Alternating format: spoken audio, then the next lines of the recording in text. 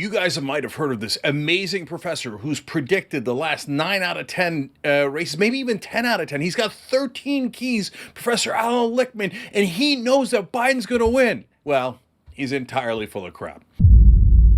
I welcome the effort of Cenk Uygur to engage with the keys and my analysis of the current political system.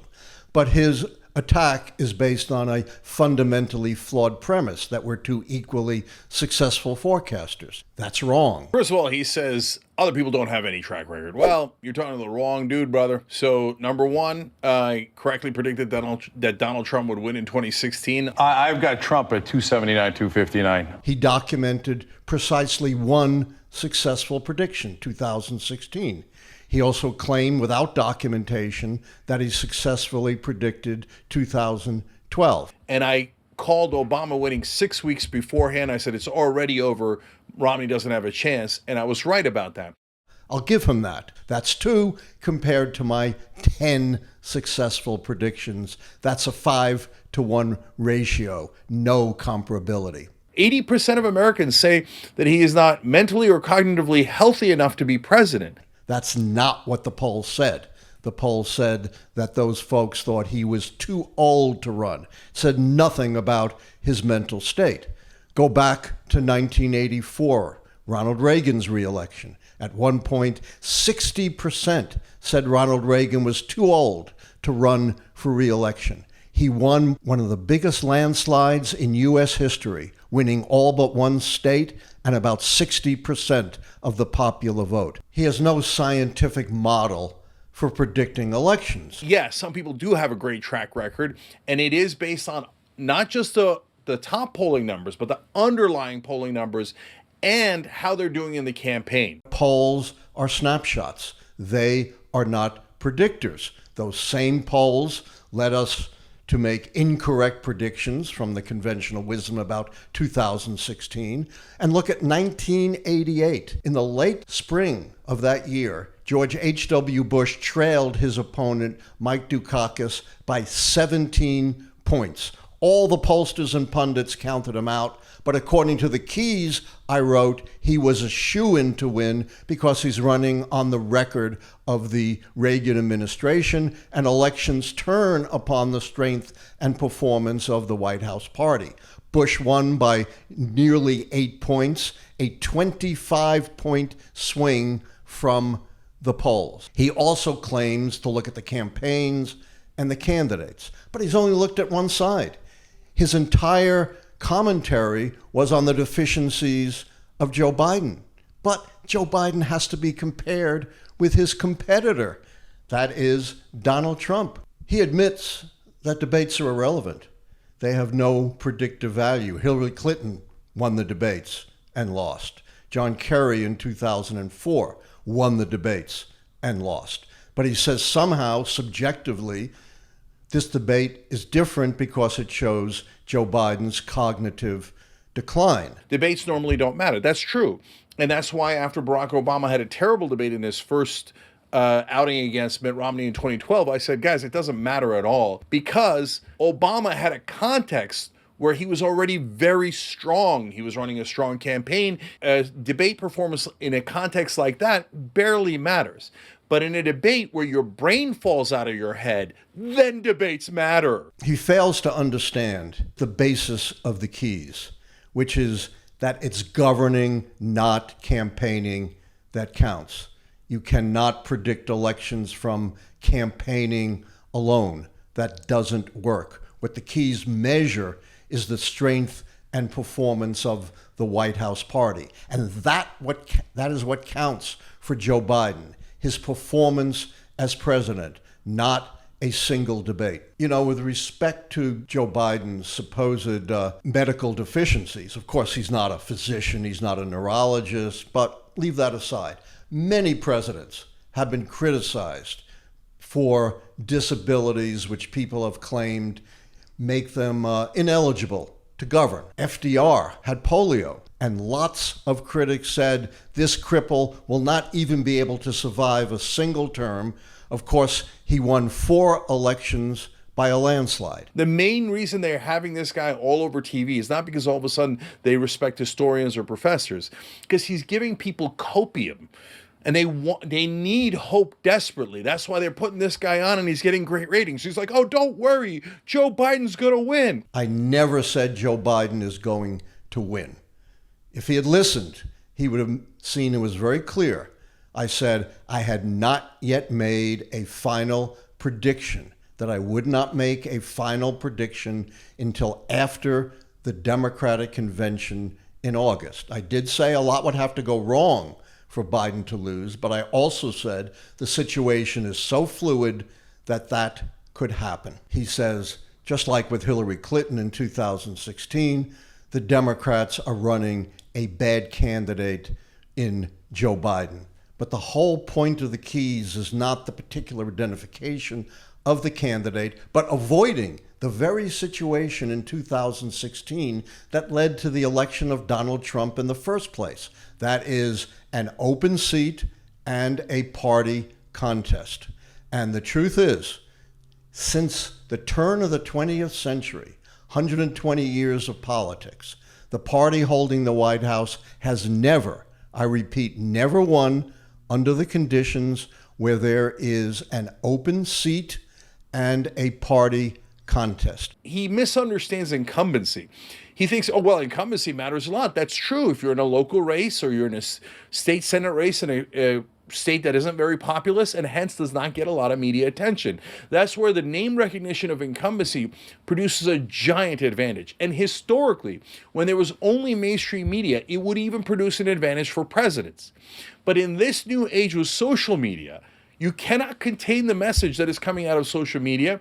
And what's happening is incumbency is actually becoming an albatross around the neck of incumbents, especially when you have a situation like inflation or anything else that goes wrong gets blamed on the president. In the last 30 years, only one incumbent has lost, and that is Donald Trump in 2020. And the keys predicted his loss because of his failed presidency. Incumbents have always been blamed or praised for what happens during their term. That's nothing new. He also casually throws out a point about inflation, as if somehow that would be predictive of election results. He doesn't look at the full economy, of course. Joe Biden has created more jobs than any other president. Unemployment is at a near record low. Employment is high. The stock market has reached new measures. If you're going to talk about the economy, you got to talk about it in a balanced way. And we do have objective keys, which he doesn't discuss, on the short term and on the long term economy. He also claims, again, without historical documentation, that social media has changed everything and the keys no longer work. Well, the truth is, every 4 years, some critic says to me, you got to change your keys. We have an African American running. We've never had that before. We have a woman running. We've never had that before. And I've heard many times we have social media. We've never had that before. Well, the truth is you can't change a model on the fly. And that's the difference between myself and the critic. I have a model that I stick by. He's talking off the top of his head. The keys are incredibly robust. Developmentally, they go all the way back to 1860 in the horse and buggy days of politics and the election of Abraham Lincoln. That was an agricultural society. Most African Americans were enslaved. Women didn't vote. My ancestors from Eastern Europe, and maybe his, hadn't been here yet. So the keys have survived far greater changes than is true with the development of social media. You could tell that he's biased and subjective in the way that he talks. He says, oh yeah, Trump's a liar.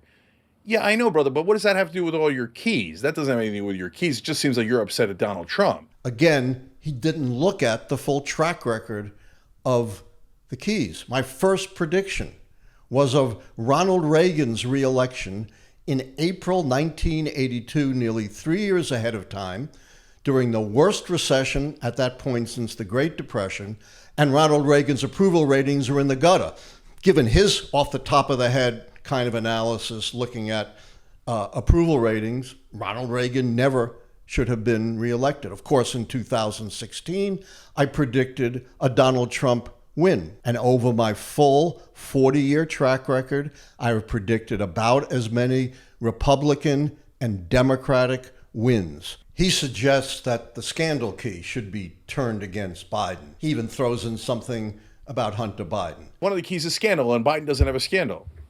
Wait a minute, that's subjective. Well, you could argue that Hunter Biden was a scandal. But much more importantly, the debate, his age, and his mental decline are the scandal. I don't think he's read my book, and I hope he does read it, Predicting the Next President, The Keys to the White House 2024. It clearly indicates scandal involves corrupt acts that have bipartisan recognition and implicate the president himself. And it can't be criticism of the president's physical or mental fitness because so many candidates would fall into that category. Now, the ironic agreement is, yeah, the Democrats have no spine. If they had a spine, they would replace the guy who has a very, very, very low percentage chance of winning with a person who has a much higher percentage chance of winning. There's no chance that Joe Biden can win. He says we have to replace Biden with some unspecified candidate who has a better chance of winning. He claims that Trump is way ahead in the polls and Biden has no chance of winning. First of all, polls months out before the election have no predictive value. It is not true that the polls show Trump way ahead and other candidates with a better choice of winning.